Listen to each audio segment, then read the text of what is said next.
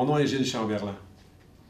Utiliser le jeu en formation, voilà une façon de rendre les apprenants très actifs.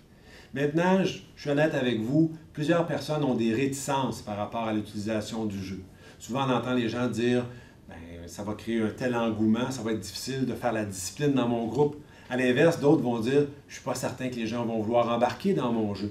Et d'autres vont vous dire « franchement, là, on est sérieux, on est des adultes, on ne devrait pas perdre notre temps à faire des activités comme des jeux ». Peut-être voudrez-vous rebaptiser le jeu en leur disant « je vous invite à une activité interactive d'apprentissage ». Voilà un autre terme qui va peut-être les inciter à aborder l'activité avec plus d'enthousiasme. Pour qu'un jeu soit efficace, il y a deux facteurs clés. Premièrement, sa durée. Deuxièmement, sa simplicité. Vous avez tout intérêt à avoir des jeux plutôt de courte durée et très simples. Pour ce faire, moi, je vous invite à prendre le concept de jeu cadre, c'est-à-dire un jeu qui existe déjà, que vous connaissez, un quiz, le bingo, le domino, et vous changez un petit peu les règles, mais vous changez surtout le contenu. Vous y mettez votre propre contenu pédagogique. Les gens que vous voyez présentement sont en train de jouer à un jeu de mémoire que vous avez peut-être déjà joué étant enfant. Ils associent d'une part une carte qui représente un élément du tableau périodique et d'autre part son symbole chimique. Et s'ils font une paire, ils gagnent des points. Alors c'est un prétexte dans le fond pour les faire reviser la matière. Et ce que vous constatez, c'est qu'il y a toujours quelqu'un qui a le solutionnaire en main. C'est une occasion pour eux de réviser la matière.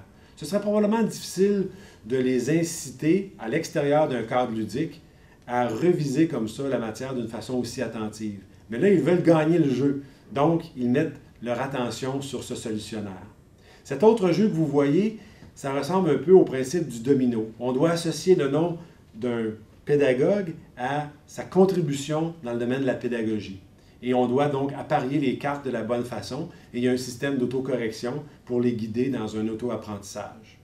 Cette troisième formule de jeu est un petit peu différente. C'est un jeu qu'on appelle jargon. Vous conviendrez avec moi qu'il y a souvent beaucoup d'acronymes dans une organisation, mais on apprend ces acronymes, leur signification à travers ce jeu. Ils lancent les dés, doivent être en mesure de dire ce à quoi réfère l'acronyme en question. S'ils réussissent, ils avancent leur pion d'un rang. Pour finir, n'oubliez pas que le jeu est une contribution importante à l'ambiance qu'il y a dans votre groupe.